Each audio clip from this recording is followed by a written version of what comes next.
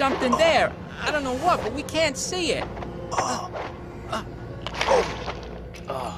Nasty. Hey, did he just drop something? This is definitely for mature viewing audiences. It's been a dark time for Resident Evil. In Operation Raccoon City and Resident Evil 6, it's hard to see any glimmer of the series' former greatness. So in a sense, the release of Resident Evil Revelations on consoles and PC is a cause for celebration.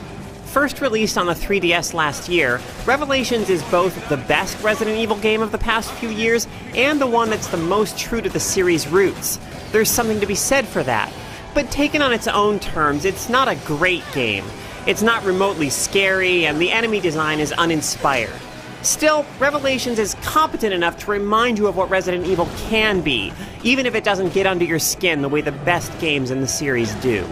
Set between Resident Evil 4 and 5, Revelations' tale is more concerned with organizations than with individuals. Series mainstays Jill Valentine and Chris Redfield are on hand, but they don't get any opportunities for character development here. They're just familiar pawns in the series' latest sinister, overly complicated conspiracy. They're joined by one likable new character and one awful one. Jill's partner, Parker, is a good-humored companion, someone you'd like to have by your side in a crisis. Chris's partner, Jessica, on the other hand, is so obnoxious and absurd as to strain credulity, even in a story about ooze monsters.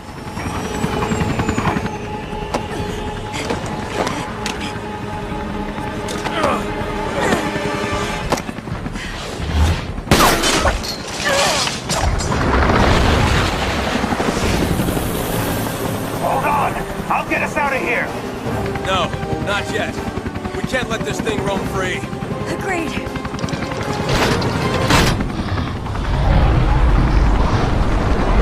Ready, Chris?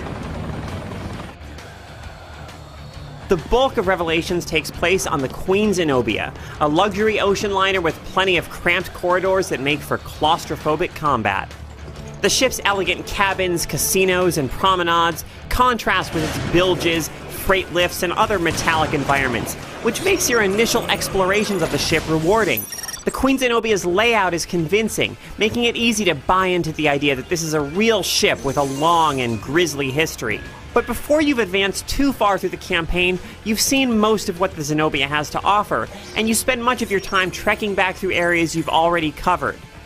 Things may have changed somewhat. You might be able to access rooms you couldn't before, or you may encounter new enemy types, but the sense of discovery that helps make the early sections intriguing wears off too soon.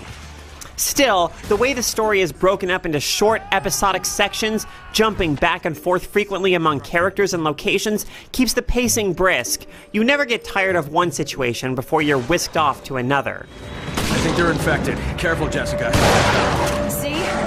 This is why I like Chihuahuas.